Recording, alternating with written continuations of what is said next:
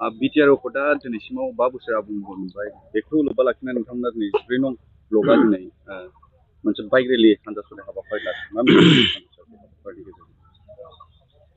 आं बुंगोन जै बर' हारिनि जै।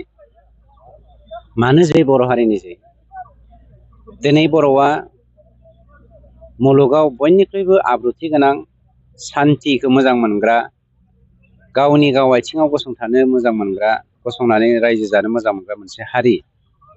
बे हारिया सोरनिबा नासयनायाव थांनाय समफोराव जोङो राव, हारिमु, थुनलाइ, आसार खान्थिखौ खोमानानै लानो गोनां जाहांबायमोन। नाथाय बर'नि दैदेनगिरिफ्रा जा खौसे जानानै बर' हारिखौ बोखांबाय आरो दिनैनि बे बिथाखौ दोनबोबाय। बेनिखायनो आगुनि बर' दैदेनगिरिफोरखौ जों धन्यबाद होनांगोन। थांनाय जोंनि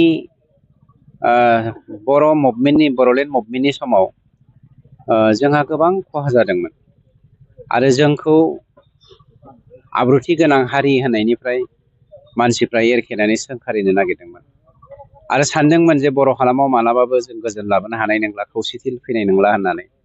खिन्थु मानब गेदेर प्रमद बर' बिथांनि दैदेननायाव 2020 मायथाइनि 27 जानुवारियाव जोंनि जा 3थि बर' एकर्ड जानानै थांबाय। बे 3थि बर' एकर्डनि गेजेरजों जोंनि समाजावहाय दिनै 5 बोसोरनि गेजेराव जोङो सान्थिखौ गायसननो हाबाय आरो सान्थिखौ गायसननायजों लोगोसे जोङो खौसेथि आब्रुथि गोनां समाजबो जोङो दानो हाबाय। जौगाथायखौबो जोङो ग्रेजुवेलि लाबोनो हादों। बेनिखायनो बड'लेण्ड हेपिनेस मिसनखौ दिनैनि बे एकर्ड साननि जों लोब्बा लाखिनानै मोनफ्रोमबो 40टा समस्तियाव 500टा बाइकआवहाय जोङो बाइकखौ रेलि खालामनानै बेवहाय जोङो पार्टिनि फ्लेग लायालासेनो सान्थिनि फ्लेग लानानै जोङो हान्थिनायनि मोनसे हाबाफारि लादों।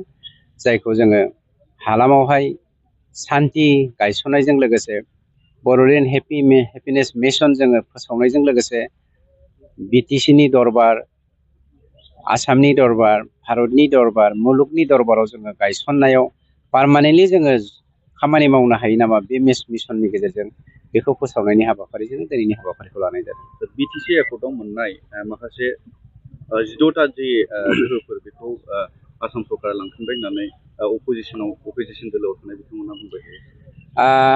आं नोंथांमोननि चेनेलफोरजों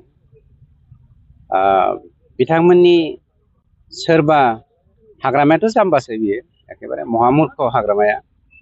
बिथांनि इन्टेलेक्सुयेल टप मस्ट बिपिएफ इन्टेलेक्सुयेल दङब्ला नोंथांमोननि चेनेलाव बेखौ डिबेट खालामनो थाखाय आं दिनै खावलायदों।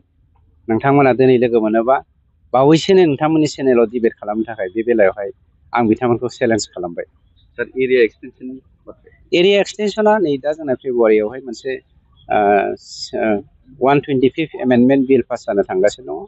बेनि गेजेरजों लखिमपुर जिल्लानि मोननैसो गामिखौ लादेरनानै जोङो गहपुर बारनानै जोङो जोंनि जा एक्सटेनसननि खामानिखौ जों मावनो थांगासिनो दङ। जाखाबाय। दा माखासे गामिफोरा जोंनि अदालगुरि जिल्लाजों हाबफाखाबाय।